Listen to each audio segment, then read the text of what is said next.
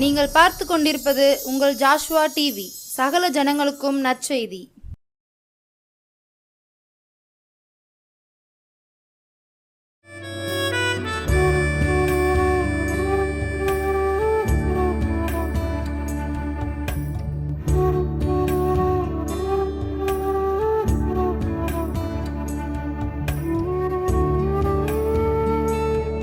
கர்த்தராகிய இயேசு கிறிஸ்துவின் நாமத்தினாலே ஜோஷுவா டிவி நேயர்கள் யாவரையும் வாழ்த்துகிறேன். இந்த நாளில் கூட நம்ம தியானிக்க போகிற கர்த்தருடைய வார்த்தை, ரெட்டிப்பான நன்மையை தருவேன், இன்றைக்கே தருவேன் என்று சகரியா 9வது அதிகாரம் 12வது வசனத்தில் அழகாக ஒரு வசனம் போடப்பட்டிருக்குது. நம்ம ஆண்டவர் இந்த நாளில் நமக்கு தர்ற வாக்குத்தத்தமாய் நம்ம இந்த வசனத்தை நம்ம என்ன செய்துக்கலாம், எடுத்துக்கொள்ளலாம். என்ன வசனம்னா, ரெட்டிப்பான நன்மையை தருவேன், இன்றைக்கே தருவேன் அப்படின்னு சகரியா 9வது அதிகாரம் 12வது வசனத்தில் ஆண்டவராகிய இயேசு கிறிஸ்து நமக்காக அழகான ஒரு வாக்குத்தத்தத்தை எழுதி வைத்துள்ளார். அந்த வாக்குத்தத்தத்தின்படி நம்ம வாழ்க்கையில் ஆண்டவர் ரெட்டிப்பான நன்மை என்ன செய்ய போகிறார், தரப்போகிறார். அதை நம்ம விசுவாசித்தவர்களாய் இந்த நாளில் இந்த வார்த்தையை நம்ம தியானிக்கும் போது கர்த்தர் நம்ம வாழ்க்கையில் எந்த காரியத்திற்காக நீங்கள் ஜெபித்து கொண்டிருக்கிறீங்களோ, ஆண்டவரை நோக்கி பார்த்து கொண்டிருக்கிறீங்களோ, அந்த காரியத்தில் தேவன் இந்த நாளில் ரெட்டிப்பான நன்மையை தர வல்ல தேவனாக என்ன செய்கிறார், இருக்கிறார். அந்த ரெட்டிப்பான நன்மையை தரப்போகிறேன் அப்படின்னு ஆண்டவர் நமக்கு சொல்லியிருக்கிறாரு. எப்படிப்பட்ட காரியங்களை ஆண்டவர் அந்த ரெட்டிப்பான நன்மையாக நமக்கு தரப்போகிறார் அப்படின்னு நம்ம பார்க்கலாம். மத்தேயு 9வது அதிகாரத்தில் 27வது வசனத்திலிருந்து ஒரு சம்பவம் அழகாக போடப்பட்டிருக்குது. மத்தேயு 9வது அதிகாரம் அதனுடைய 27வது வசனம் பார்த்தீங்கன்னா, இயேசு அவிடம் விட்டு போகையில் 2 குருடர் அவர் பின்னே சென்று, தாவீதின் குமாரனே எங்களுக்கு இறங்கும் என்று கூப்பிட்டார்கள். இந்த இடத்துல பார்த்தீங்கன்னா, நம்ம முதல்ல பார்த்தோம், ரெட்டிப்பான நன்மையை தரவல்ல தேவன். அவர் நமக்கு இந்த நாளில் வாக்குத்தத்தம் பண்ணியிருக்கிறார் அப்படின்னு நம்ம பார்க்குறோம். ஆனால் இந்த இடத்துல ஒரு ரெட்டிப்பு நன்மையை ஒரு 2 பேர் இந்த இடத்துல என்ன செய்கிறாங்க, பெற்றுக்கொள்கிறாங்க. எப்படின்னா, சில இடத்துல பார்த்தீங்கன்னா ஆண்டவர் நம்ம மத்தேயு, மார்க்கு, லூக்கா, யோவானில் பார்த்தீங்கன்னா சில இடத்துல ஒரு குருடரை சுகப்படுத்தியிருப்பாங்க. குருடராக இருந்த ஒரு மனிதனை சுகப்படுத்தியிருப்பார், வியாதியாக இருந்த ஒரு மனுஷனை சுகப்படுத்தியிருப்பார். ஒரு கூட்டத்தில் ஜனங்கள் நிறைய பேர் வந்திருந்தாங்கன்னா ஒருத்தருக்கு சில நேரத்தில் அந்த இடத்துல என்ன செய்யும், சுகம் கிடைச்சிருக்கும். இந்த நாளை நீங்கள் பார்த்தீங்கன்னா 2 பேர் பார்வையற்றவர்களாக தேவனை நோக்கி என்ன செய்கிறாங்க, பார்க்குறாங்க. நிறைய நேரங்களில் நம்ம சில நேரத்தில் ஆலயத்துக்கு போகிறோம், கூட்டங்களுக்கு போகிறோம், ஜெபிக்கிறோம்.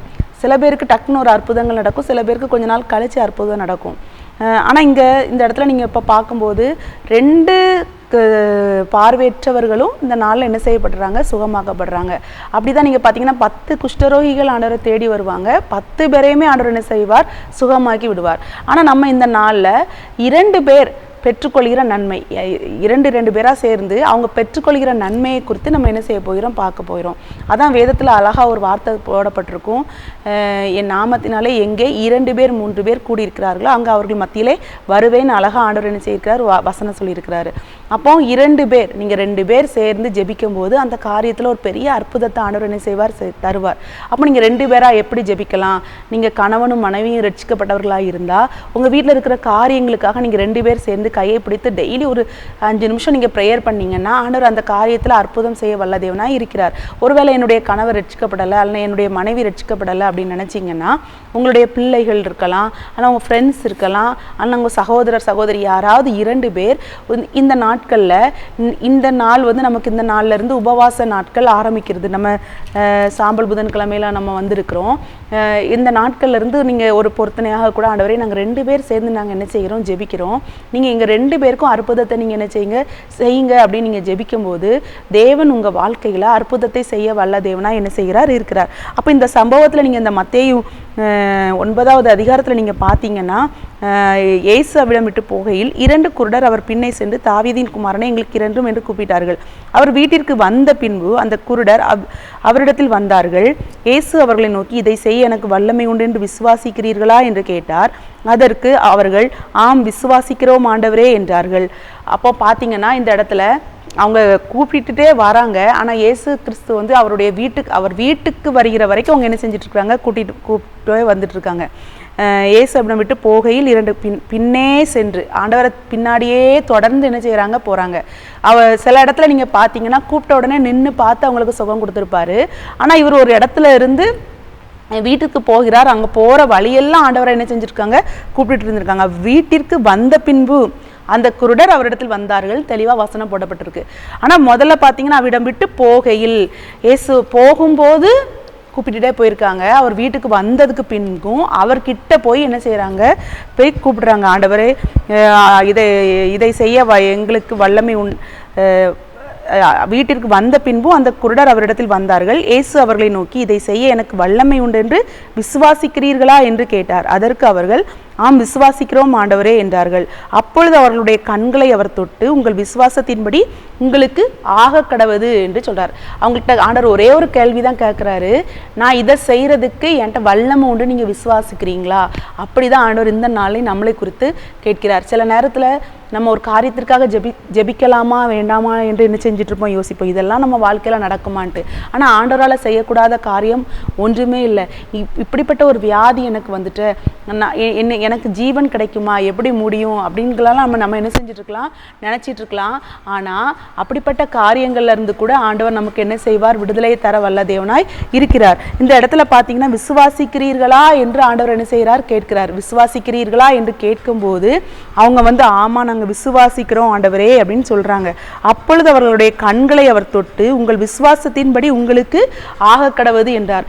அந்த நேரத்துல ஆண்டவர் வந்து அவங்க வந்து தன்னுடைய விசுவாசத்தை நாங்க விசுவாசிக்கிறோம் ஆண்டவரே என்று அறிக்கை இட்ட உடனே ஆண்டவர் வந்து அவங்களுடைய கண்களை என்ன செய்கிறார், தொட்டு உங்கள் விசுவாசத்தின்படி உங்களுக்கு ஆக கடவாது என்றார். உடனே அவர்களுடைய கண்கள் திறக்கப்பட்டது.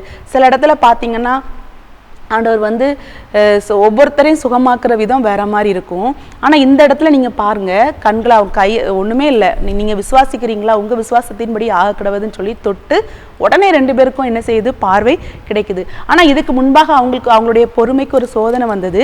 அவங்க போகிற ஆண்டவர் போகிற போய் வீடு போய் சேருகிற வரைக்கும் அவங்க வந்து ஆண்டவரை கூப்பிடுகிற ஒரு சிச்சுவேஷன், கூப்பிட்டுட்டே இருக்க வேண்டிய ஒரு காரியம் என்ன செஞ்சிச்சு, நடந்துச்சு. அப்படிதான் ஒருவேளை நீங்கள் ஆரம்பிக்கலாம், நம்ம 2 பேர் சேர்ந்து ஜெபிக்கலாம், ஆனால் நம்ம தனியாகவே உங்களுக்கு ஜெபிக்கிறதுக்கு ஆள் இல்லைனாலும் ஆண்டவரே நான் டெய்லி ஜெபிக்கிறேன், எனக்கு நீங்கள் ரெட்டிப்பான நன்மையை தரணும். நீங்கள் ஜெபிக்கும் போது நம்ம ஜெபிப்பதற்கு மாறுதலாக தேவனிடத்துலேருந்து எந்த ஆன்சர் இல்லாத மாதிரி ஒரு சிச்சுவேஷன் கூட நமக்கு என்ன செய்யலாம், நடக்கலாம். ஆனால் நம்ம அந்த விசுவாசத்தை மட்டும் என்ன செய்யக்கூடாது, கைவிடவே கூடாது. இந்த இடத்துல 2 பார்வையற்றவர்களும் அப்படிதான், அவங்க விசுவாசத்தை விடலை. அவரை எப்படியாட்டு போய் அவர் வீட்டுக்குள்ளே போனாலும் சரி, அவரை நம்ம தேடி போய் அவர்கிட்ட கேட்கணுன்ட்டு அந்த விசுவாசத்தின்படியே என்ன செய்கிறாங்க, போகிறாங்க. அவருடைய வல்லமை என்ன செய்கிறாங்க, விசுவாசிக்கிறாங்க. விசுவாசிச்சதுனால உடனே அவங்களுக்கு அந்த இடத்துல என்ன செஞ்சிச்சு, பார்வை கிடைச்சிச்சு. சில இடத்துல பார்த்தீங்கன்னா அவருடைய கண்களில் துப்பி நீ அந்த குளத்துல போய் கழுவுன்னு சொல்லுவார் ஆண்டவர். ஒரு ப்ராசஸ் இருந்துச்சு. ஆனால் இங்கே பாருங்க, அவங்க வந்து அங்கே ஆண்டவரை தேடி வந்ததுனால, தேடிக்கொண்டே வந்ததுனால, கொஞ்ச நேரம் டைம் அவங்க ஆண்டவர் கூடயே அவங்க ஸ்பெண்ட் பண்ணதுனால உடனடியான ஒரு அற்புதத்தை ஆண்டவர் அந்த நாளில் என்ன செய்தார். ஒருவேளை நீங்கள் வருஷக்கணக்காக காத்திருந்து ஜெபித்து கொண்டிருக்கலாம், அதெல்லாம் நீங்கள் இப்போ ஜெபிக்க ஆரம்பிச்சிருக்கலாம், ஒருவேளை ஜெபித்து மறந்துருக்கலாம், இந்த காரியம்லாம் நடக்குமான்னு நினச்சிட்டு இருக்கலாம். ஆனால் எப்படிப்பட்ட ஜெபத்திற்கானாலும் நம்ம விசுவாசம் அந்த இடத்துல ஆண்டவர் நமக்கு இந்த காரியத்தை செய்வார்ங்கிற ஒரு நம்பிக்கை நமக்கு இருக்கும்போது தேவன் நம்ம வாழ்க்கையில் ரெட்டிப்பான நன்மையை தர வல்ல தேவனா என்ன செய்கிறார், இருக்கிறார். அடுத்தது நம்ம பார்க்கலாம், லூக்கா 5வது அதிகாரத்தை நீங்கள் எடுத்து பார்த்தீங்கன்னா, அவர் இயேசு கிறிஸ்து எங்கே இருக்கிறாருன்னு பார்த்தீங்கன்னா, கெனசரேத்து கடல் அருகே நின்றபோது திரளான ஜனங்கள் தேவ வசனத்தை கேட்கும்படி அவரிடத்தில் நெருங்கினார்கள். அப்போ வந்து கடற்கரையிலே நின்ற 2 படகுகளை ஆண்டவர் என்ன செய்கிறார், காண்கிறார். நம்ம முதல்ல பார்த்தோம், 2 குருடர்கள் வந்து என்ன செய்கிறாங்க, அற்புதத்தை பெற்றுக்கொள்கிறாங்க. இந்த இடத்துல பாருங்க, 2 படகு நிற்குது. ஒரு கடற்கரை, நிறைய படகு நம்ம கடற்கரைக்கு போகும்போது பார்த்துருப்போம், நிறையா மீன் பிடிக்கிற இடங்களான அந்த கடற்கரைக்கு போகும்போது நிறைய படகுகளை என்ன செஞ்சுருப்பாங்க, கடற்கரையில் நம்ம பார்க்கலாம். ஆனால் அந்த நாளில் ஆண்டவருடைய பார்வையில் படுகிறது வந்து 2 படகுகள் என்ன செய்யுது, அவருடைய கண்களில் படுகிறது. அப்போ அந்த படகுகளில் ஒன்றில் தான் ஆண்டவர் என்ன செய்கிறாரு, ஏறுறாரு. இந்த சம்பவத்தை நீங்கள் லூக்கா 5வது அதிகாரத்தை நீங்கள் ஃப்ரீயாக இருக்கும்போது எடுத்து வாசித்து பாருங்கள். கர்த்தர் உங்களோட என்ன செய்வார், இடைபடுவார். அப்போ நீங்கள் அந்த இடத்துல பார்க்கும்போது ஒரு படகுல ஏறி உட்கார்ந்துட்டு சற்றே அதை தள்ளும்படி கேட்டு அதில் உட்கார்ந்து ஜனங்களுக்கு என்ன செய்கிறார், போதகம் பண்ணுகிறார். அப்புறம் அந்த போதகத்தை அவர் வந்து அந்த இடத்துல அவருடைய பிரசங்கத்தை, அந்த போதகத்தை முடித்ததுக்கு பிறகு அந்த சீமோனை நோக்கி, ஏன்னா அந்த படகு வந்து சீமோன் பேதுருவுடையதாக இருந்தது, சீமோனை நோக்கி சொல்றாரு, நீ இதை படகை கொண்டு ஆழத்துல கொண்டு விடுன்னு சொல்றாரு. அதற்கு சீமோன், ஆழத்திலே கொண்டு போய் மீன் பிடிக்கும்படி உங்கள் வலைகளை போடுங்கள். இப்போ அந்த படகு வந்து கரையில் நிற்குது, இதை கொண்டு நீ என்ன செய்ய, ஆழத்தில் கொண்டு விட்டு உங்கள் வலைகளை போடுங்க மீனை பிடிக்கிறதுக்குன்னு சொல்கிறாங்க. ஆனால் இதில் என்ன நடந்திருக்குன்னா, படகை தான் ஆண்டவர் பார்த்து இது பண்ணுறாரு. அதுக்கு முன்பாக சீமோன் வந்து அவங்க நீங்கள் பார்த்தீங்கன்னா அவங்க வந்து ஐயரே முழுவதும் இரவு முழுதும் அவங்க பிரயாசப்பட்டு மீன் பிடிக்கிறதுக்காக வலைகளை போட்டிருப்பாங்க. அங்கே அவங்களுக்கு ஒரு மீன் கூட கிடச்சிருக்காது.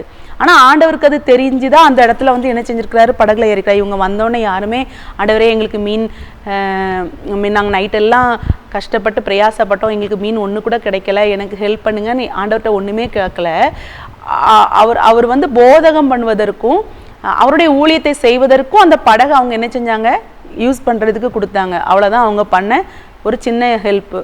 ஆனால் அதுக்கப்புறம் ஆண்டவர் சொல்கிறாரு, இப்போ கொண்டு இதை ஆழத்தில் விடு, மீன் பிடிக்கிறதுக்கு வலையே போடுன்ட்டு. ஆனால் அவன் சொல்கிறான், நாங்கள் நைட்டெல்லாம் போட்டோம், ஆனால் எங்களுக்கு ஒரு மீன் கூட அகப்படலைன்னு. ஆனால் ஆண்டவர் வந்து ஆகிலும் உம்முடைய வார்த்தையின்படியே வலையை போடுகிறேன். ஆண்டருடைய வார்த்தைக்கு அவன் கீழ்ப்படிஞ்சு அந்த இடத்துல வலையை போடும்போது நீங்கள் பார்த்தீங்கன்னா தங்கள் வலை கிழிந்து போகத்தக்கதாக மிகுதியான மீன்களை என்ன செய்தார்களாம், பெற்றுக்கொண்டார்களாம். ஆனால் அதுக்கப்புறம் நீங்கள் பாருங்கள், அதில் இந்த ஒரு சம்பவம், மிகுதியான மீன்களை பெற்றுக்கொண்டிருக்கலாம். திரும்ப அவங்க வந்து அந்த போட்லேயே நிரப்பி கொண்டு வந்திருக்கலாம் வெளியே. ஆனால் அப்பொழுது மற்ற படவையிலிருந்து கூட்டாளிகள் வந்து தங்களுக்கு உதவி செய்யும்படி சைகை காட்டினார்கள். அவர்கள் வந்து 2 படகுகளும் அமிலத்தக்க நிரப்பினார்கள். இது ரொம்ப நமக்கு வாசிக்கும் போது ஒரு சாதாரண விஷயமா தான் தெரியும். நீங்கள் பாருங்கள், முதல்ல ஆண்டவர் பார்க்கும்போது 2 படகு, தேவனுடைய கண்களில் பட்டது 2 படகுகள். ஆனால் அவர் உட்கார்ந்து ப்ரீச் பண்ணது ஒரே ஒரு படகுல தான். அவர் அந்த ஒரு படகை தான் உள்ளேயும் எடுத்துகிட்டு போயிட்டு வலைகளை என்ன செய்கிறாரு, போட சொல்கிறாரு. ஆனால் இன்னொரு படகுக்கு சொந்தக்காரன் ஒருவேளை அந்த அவங்களுக்குள்ளேயும் ஒரு ஏக்கம் இருந்திருக்கலாம். கரையில் நிற்கும் போது ஐயையோ என்னுடைய படகுல ஒருவேளை அவர் ஏறி இருந்தார்னா இந்த ஆசீர்வாதத்தை நான் பெற்றுக்கொண்டிருப்பேனே அப்படின்னு என்ன செஞ்சுருக்கலாம், யோசிச்சிருக்கலாம். ஒருவேளை அவங்களும் நைட் ஃபுல்லாக 2 பேருமே போட்டில் போய் 2 படகுகள் மேலே போய் அவங்க வந்து ஒரு மீன் இல்லாமல் இருந்திருக்கலாம். ஆனால் அவங்களுடைய ஏக்கத்தை உள்ளத்தை கூட ஆண்டவர் அறிந்து இந்த ஆண்டருடைய கொடுக்குற ஆசீர்வாதம் வந்து ஒரு போட்டில் இருக்கும், அந்த அந்த அவ்வளோ மீன்களும் ஒரே போட்டில் இருக்கும்போது அந்த போட் வந்து என்ன செஞ்சிடும், அமிலத்தக்கதாக அளவுக்கு வெயிட் அந்த போட்டில் என்ன செய்து இருக்குது. ஆனால் அதனால தான் அவங்க வந்து சைகை காட்டுறாங்க, 2வது போட்டையும் கூப்பிட்றாங்க. அப்போ இந்த போட்டில் உள்ளவங்களுக்கு எவ்வளோ ஒரு சந்தோஷம் இருந்திருக்கும் பாருங்கள். அவங்களும் போயிட்டு 2 படகுகளும் அமிலத்தக்கதாக நிரப்பினார்களாம். அப்போ அன்றைக்கு முதல்ல நைட் ஃபுல்லாக அவங்க மீன் பிடிக்கும் போது காலையில் இப்படிப்பட்ட ஒரு அற்புதம் நடக்கும். ஏசு கிறிஸ்து நம்மளுடைய படகுல வந்து அமர்ந்து நம்மளுடைய வாழ்க்கையில் இப்படிப்பட்ட ஒரு ஆசீர்வாதத்தை கொண்டு வருவார்னு அவங்க கண்டிப்பாக நினச்சி கூட என்ன செஞ்சுருக்க மாட்டாங்க, பார்த்துருக்க மாட்டாங்க. முதல்ல ஒரே ஒரு படகுக்கு, அந்த சீமோன் பேதுருடைய படகு மட்டும் உள்ளே போகும்போது வெளியே நின்று பார்க்குற அந்த படகுக்கான உரிமையாளர் வந்து அதை யோசித்து கூட பார்த்துருக்க மாட்டாங்க. ஆனால் இதில் பாருங்கள், ஆண்டவருடைய கண்களில் பட்ட அந்த 2 படகுகளும் என்ன செய்யப்பட்டுச்சு, ஆசீர்வதிக்கப்பட்டுச்சு. அப்போ நம்ம ஆண்டவருடைய கண்களில் படுகிற அளவுக்கு, ஆண்டவர் நம்மளை நோக்கி பார்க்கிற அளவிற்கு நம்மளுடைய ஜெபம் இருக்கணும், நம்மளுடைய துதி இருக்கணும், நம்மளுடைய வாழ்க்கை பரிசுத்தம் உள்ளதாக இருக்கணும், நம்மளுடைய வாஞ்சை அப்படிப்பட்ட ஒரு வாஞ்சையாக இருக்கணும். தேவனை தேடுகிற ஒரு மனதுள்ளவர்களாக, ஆண்டவரை வாஞ்சித்து தேடுகிறவர்களாக நம்ம என்ன செய்யணும், இருக்கணும். அப்போ பாருங்க, சீமோன் பேதுரு அதை கண்டு இயேசுவின் பாதத்தில் விழுந்து, ஆண்டவரே நான் பாவியான மனுஷன், நீர் என்னை விட்டு போக வேண்டும் என்றான். உடனே அந்த சீமோன் பேதுருக்கு ஒரு பெரிய ஆச்சரியத்தில் ஒரு பயம் வருது. ஆண்டவரே நாங்கள் வந்து ஒரு பாவியான மனுஷன், அவனுக்குள்ள ஒரு உணர்வு வருது. ஆண்டவருடைய அற்புதத்தை பார்த்து அவர் முதல்ல போதகம் பண்ண அந்த போதகத்தில் தொடப்பட்டிருக்கலாம். அப்புறம் அவருடைய அற்புதத்தை பார்த்து இவர் எவ்வளோ ஒரு பெரிய பரிசுத்தம் உள்ளவராக இருக்கிறாரு. நான் ஒரு பாவியான மனுஷன், நான் பாவியான மனுஷன், நீர் என்னை விட்டு போக வேண்டும், நீங்கள் என் கூட இருக்கிற அளவுக்கு நான் ஒரு தகுதியானவன் கிடையாதுங்கிற அளவுக்கு அவன் என்ன செய்கிறான், தன்னுடைய பாவத்தை ஆண்டவர்கிட்ட என்ன செய்கிறான், அறிக்கையிடுகிறான். அப்போ ஆண்டவர் வந்து அவர்கள் திரளான மீன்களை பிடித்தது நிமித்தம் அவனோடு கூட இருந்த யாவரும் பிரமிப்புண்டானபடியால் அப்படி சொன்னான். அவன் ஒரு பிரமிப்பில் கூட அப்படி என்ன செஞ்சிருக்கிறான், சொல்லியிருக்கான். ஆனால் ஆண்டவர் வந்து அதே பேதுருவை தான் திரும்ப அந்த நாளில் என்ன செய்கிறாரு, தன்னுடைய சீஷனாக என்ன செய்து கொண்டு போகிறார், அழைத்து கொண்டு போகிறார். இந்த நாளில் நம்ம பார்த்தோம். அப்போ அதே போல தான் நம்ம ஒரு சாதாரண ஒரு படகை கூட ஆண்டவர் பார்த்து அந்த படகு அமிலத்தக்கதான ஆசீர்வாதத்தை ஆண்டவர் அந்த நாளில் என்ன செய்தார், கொடுத்தார். அப்போ படகை காட்டிலும் நம்ம வந்து விசேஷித்த மனிதர்கள், விசேஷித்தவர்கள். அப்போ ஆண்டவரை நோக்கி நம்ம ஒவ்வொரு நாளும் பார்த்து கொண்டிருக்கிறோம். நீங்கள் இப்போ இந்த நிகழ்ச்சியை கூட என் வாழ்க்கையில் என் மனசில் இருக்கிற கஷ்டத்துக்கு ஆனால் எனக்கு இருக்கிற கேள்விக்கு ஆண்டவர் ஏதாட்டும் ஆன்சர் சொல்லிட மாட்டாரா? எனக்கு இருக்கிற தேவைக்கான ஒரு விடை வந்து விடாதா? நான் ஆண்டவருக்குள்ள இன்னும் வளர்ந்து விட மாட்டேனா? என் வாழ்க்கையில் இருக்கிற இந்த தேவை சந்திக்கப்படாதா என்று கூட நீங்கள் இந்த நிகழ்ச்சியை நீங்கள் பார்த்து கொண்டிருக்கலாம். ஆனால் ஆண்டவர் நம்மகிட்ட எதிர்பார்க்குற காரியம், நம்மளுடைய ஆண்டருடைய கண்கள் நம்மை பார்க்கிற அளவுக்கு நம்ம அவரை என்ன செய்யணும்? தேடணும். பரிசுத்தமாக அவருடைய பாதத்தில் அமரணும். இந்த இடத்துல சீமோன் வந்து ஆண்டவரை பார்த்த உடனே, அவருடைய போதகத்தை கேட்ட உடனே, அவருடைய அற்புதத்தை பார்த்த உடனே அவன் வந்து உடனே என்ன செய்கிறான்? ஆண்டவரே, நான் பாவியான மனுஷன், என்னை விட்டு போக வேண்டும் என்று என்ன செய்கிறான்? வேண்டிக் கொள்கிறான். அநேக நேரங்களில் நம்ம வாழ்க்கையில் நம்ம என்ன செய்வோம் தெரியுமா? ஜெபிப்போம், வேதத்தை நல்லா தியானிப்போம், ஏதாட்டும் ஒரு காரியம் உபவாசிப்போம். ஆண்டவர் வந்து அந்த காரியத்தை செய்த உடனே, நம்ம வாழ்க்கையில் ஒரு அற்புதத்தை செய்த உடனே அநேக நேரங்களில் நமக்குள்ள நம்மளை குறித்தே நமக்குள்ள ஒரு பெருமை வந்துடும். நான் இப்படி இருந்ததுனால தான் ஆண்டவர் எனக்கு தந்தாருன்னு. அப்படி இல்லை, நமக்குள்ள வந்து அந்த ஒரு தாழ்மையான குணம் வேணும். அவன் உடனே பார்த்தோன்னே, ஆண்டவரே, நான் ஒரு பாவியான மனுஷன், தன்னுடைய பாவத்தை என்ன செய்யறான்? அந்த நாள்ல அறிக்கை இடுகிறான். அனுதினமும் நம்ம அந்த ரட்சிக்கப்படுகிற ஒரு அனுபவத்துக்குள்ள நம்ம என்ன செய்யணும்? கண்டிப்பாக வரணும். இந்த நாள்ல நம்ம முதல்ல பார்த்தோம், ரெட்டிப்பான நன்மையை தருவேன், இன்றைக்கே தருவேன். அப்ப இன்றைக்கே தருவேன். அதே போலதான் அந்த முதல்ல நம்ம பார்த்தோம், ரெண்டு கண் தெரியாதவர்களும் பார்வையற்ற இருந்த அந்த 2 பேருமே தேவனை நோக்கி தேடிக்கொண்டு அவரை வந்து விடாமல் அவரை தேடி போனாங்க. அவர் எங்கேருந்து போனாரோ அவருடைய வீடு வரைக்கும் தேடி அவரை போய் பார்த்து, ஆண்டவரே, எங்களுக்கு பார்வை வேணும்னு என்ன செஞ்சாங்க? கேட்டாங்க. அவங்ககிட்ட ஆண்டவர் கேட்ட ஒரே ஒரு வார்த்தை, நீங்க விசுவாசிக்கிறீங்களா? இதை செய்யறதுக்கு வல்லமை உண்டு என்று விசுவாசிக்கிறீங்களான்னு கேட்டாங்க. அந்த வல்லமை உள்ள தேவன் இந்த நாள்லையும் நீங்க கேட்கலாம், ஆண்டவரே, எங்க வீட்டில் இருக்கிற கடன் பிரச்சனையை எப்படி நான் முடிக்க போறேன்? எப்படி இந்த வீட்டை நான் கட்டி முடிக்க போறேன்? எனக்கு நீங்க கொடுத்துருக்க பிள்ளைகளை நான் எப்படி வளர்க்க போறேன்? பிள்ளைகளை நான் எப்படி படிக்க வைக்க போறேன்? என்னுடைய பிள்ளைக்கு திருமண காரியம் வந்துருச்சு, திருமணத்திற்கான தேவைகளை நான் எப்படி எனக்கு தேவைகளை சந்திக்கிறது கூட யாருமே இல்லை, எனக்கு சப்போர்ட் பண்றதுக்கு யாரும் இல்லை, அல்ல என்னுடைய ஊழியத்தின் பாதையில என் கூட யாருமே எனக்கு சப்போர்ட் இல்லைன்னு ஏதாவது ஒரு காரியத்தை குறித்து நீங்க யோசித்து கொண்டிருக்கலாம். அல்ல வியாதியை குறித்து பயந்து கொண்டிருக்கலாம், மன கஷ்டத்துல இருக்கலாம், எனக்கென்று யாருமே இல்லைன்னு நீங்க யோசிச்சுட்டு இருக்கலாம். ஆனா ஆண்டவர் இந்த நாள்ல நம்ம ஒவ்வொருத்தருக்கும் கொடுக்குற வார்த்தை, ரெட்டிப்பான நன்மையை தருவேன், இன்றைக்கே தருவேன். பாருங்க, ஹெல்ப் கேட்டு போன 2 பார்வையற்றவர்களுக்கு ஆண்டவர் வந்து பார்வையை கொடுத்தார். ஒருவேளை ஆண்டவர் வந்து அந்த நாளில் அந்த 2 படகுகளையும் ஆசீர்வதிப்பார். அவங்க நைட்டெல்லாம் அவங்களுக்கு பிரயாசப்பட்டு ஒன்றுமே இல்லைங்கும் போது எவ்வளோ கஷ்டத்தோடு அந்த வலையை கழுவிட்டு இருந்திருப்பாங்க. ஆனால் ஒரு நொடியில் வந்து அன்றைக்கே, அதை தான் இன்றைக்கே தருவேன்னு சொல்கிறார். இந்த நாளில் இந்த வார்த்தையை கேட்குற உங்கள் வாழ்க்கையில் இன்றைக்கே ஆண்டவர் அற்புதத்தை செய்ய வல்ல தேவனாக இருக்கிறார். அப்போ நீங்கள் இந்த வார்த்தை உங்களை தொடும்போது, இந்த வார்த்தை உங்க கூட பேசும்போது ஆண்டவர்கிட்ட கேளுங்க, ஆண்டவரே, அந்த 2 படகுகளும் உங்கள் கண்ணில் பட்ட அன்றைக்கே அது வரைக்கும் நடக்காத அற்புதம், ரா முழுவதும் கிடைக்காத மீன் பகல் பொழுதுல கிடைச்சது. ஆண்டவர் அந்த இடத்துல படகுல வந்து அமர்ந்து ஆண்டவர் அந்த படகுல இருக்கும்போது அவங்களுக்கு அந்த ஆசீர்வாதம் கிடைச்சது.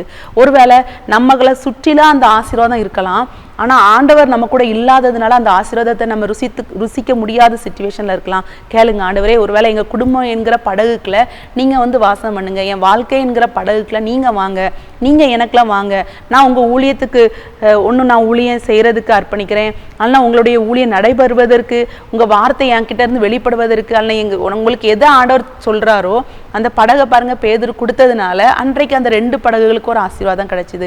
ஆண்டவருக்கென்று உங்க வாழ்க்கையை கொடுங்க. ஆண்டவருக்கென்று உங்க வாழ்க்கையில ஏதாவது காரியத்தை செய்வதற்கு நம்ம கொடுக்கும்போது ஆண்டவர் பெரிய ஆசீர்வாதத்தை தருகிற தேவனா இருக்கிறார். 2 படகுகளும் என்ன செய்யப்பட்டுச்சு? அமிழத்தக்கதான ஆசீர்வாதம். இந்த நாள்ல உங்க வீட்டுல நிறைவான ஆசீர்வாதம், உங்க பிள்ளைகளுடைய படிப்புல வாழ்க்கையில நிறைவான ஆசீர்வாதம், உங்க பிசினஸ்ல நிறைவான ஆசீர்வாதம், உங்க ஊழியத்துல நிறைவான ஆசீர்வாதம், உங்க எதிர்காலத்துல நிறைவான ஆசீர்வாதத்தை தருவதற்கு ஆண்டவர் வல்ல தேவனா இருக்கிறார். நம்ம செய்ய வேண்டியது சீமோன் பேதுரை போல நம்ம எப்பவும் நம்மளுடைய அந்த அபாத்திரமான நிலைமையை நம்ம நினைக்கிறவர்களாக, ஒருவேளை நம்ம பாவத்திலே இல்லாம ஆண்டவருக்கென்று இடம் கொடுக்கிறவர்களாக, ஆண்டவரை நோக்கி பார்க்கிறவர்களாக, அவருடைய பார்வை நம்ம மேல படுகிறவர்களாக நம்ம வாழும்போது ஆண்டவர் நம்ம வாழ்க்கையில ரெட்டிப்பான நன்மையை தரவல்ல தேவனாய் இருக்கிறார். அப்படியே நம்ம கண்களை மூடி ஜெபிக்கலாமா? அன்புள்ள ஆண்டவரே, இந்த அருமையான நேரத்துல கூட தகப்பனே, நம்முடைய வார்த்தையை நாங்க தியானித்தோம் தகப்பனே. ரெட்டிப்பான நன்மையை தருவேன், இன்றைக்கே தருவேன் என்று சொன்னீங்களே ஆண்டவரே. எங்க வாழ்க்கையில நீங்க ரெட்டிப்பான நன்மையை தர வல்ல தேவனாய் இருப்பதற்காக உமக்கு நன்றி செலுத்துகிறோம் ஆண்டவரே. இந்த நாள்ல கூட இந்த வார்த்தையை கேட்டு யாரெல்லாம் நாங்கள் ஒருவேளை நாங்கள் 2 பேர் சேர்ந்து ஜெபிக்கிறோம், நான் ஒவ்வொரு நாளும் ஜெபித்து இந்த இப்படி அற்புதத்தை நான் பெற்றுக்கொள்வேன். நாங்கள் எங்க 2 பேருடைய வாழ்க்கையில ஒருவேளை ஃப்ரெண்ட்ஸாக கேட்கலாம், கணவன் மனைவி அநேகமாக கேட்கலாம் அவங்க போன அந்த 2 படகுகளுக்கும் ஆசீர்வாதம், தேவனை தேடி போன 2 பார்வையற்றவர்களுக்கும் ஆசீர்வாதம் கிடைச்சிச்சு. அதே போல் எங்கள் வாழ்க்கையில் இந்த நாள் ஆண்டவர் நன்மையை தரட்டும்னு உண்மையை நோக்கி யாரெல்லாம் ஜெபிக்கிறாங்களோ ஆண்டவரே நேரத்தை ஒதுக்கி நாங்கள் ஜெபிப்போம், 2 பேர் சேர்ந்து ஜெபிப்போம், எங்கள் வாழ்க்கையில் நன்மையை பெற்றுக்கொள்கிற வரைக்கும் பொறுமையோடு இருந்து ஜெபிப்போம்னு யாரெல்லாம் ஜெபிக்கிறாங்களோ அவங்க வாழ்க்கையில் ரெட்டிப்பான நன்மையை கொடுங்க ஆண்டவரே. ஆண்டவரே குழந்தை பாக்கியத்துக்காக ஜெபிக்கிற பிள்ளைகளுக்கு ஆண்டவரே குழந்தை பாக்கியத்தை கொடுத்து ரெட்டிப்பான நன்மையினால நிரப்புங்க ஏசப்பா. வீடு கட்டுவதற்கு தேவையான எல்லா பொருட்களையும் கொடுத்து வீடு கட்டி முடிப்பதற்கு உதவி செய்யுங்க. ஒருவேளை எந்த கடன் பிரச்சனையில் இருந்தாலும் கடன் பாரத்திலிருந்து விடுதலை கொடுங்க. ஊழியத்திற்கான எந்த தேவைகள் இருந்தாலும் அந்த தேவைகளை நன்மை செய்யுங்க ஆண்டவரே ஏசப்பா. என்னென்ன காரியங்களுக்காக இன்னும் ஜெபிக்கிறாங்களோ எந்த வியாதியில் இருந்தாலும் வியாதியிலிருந்து விடுதலை கொடுங்க. பார்வையற்றவர்களுக்கு ஆண்டவரே அன்றைக்கு பார்வையை கொடுத்த தேவன் ஆண்டவரே இந்த பிள்ளைகள் என்னென்ன காரியங்கள் என்ன மாதிரி வியாதியில் இருந்தாலும் அவங்களுக்கு நல்ல சுகத்தை பலத்தை நீங்கள் கொடுத்து ஆசீர்வதிக்கும்படியாக ஜெபிக்கிறேன். ஏசி முன்ன ஜெபிக்கிறேன் ஜீவனில் நல்ல பிதாவே, ஆமென்.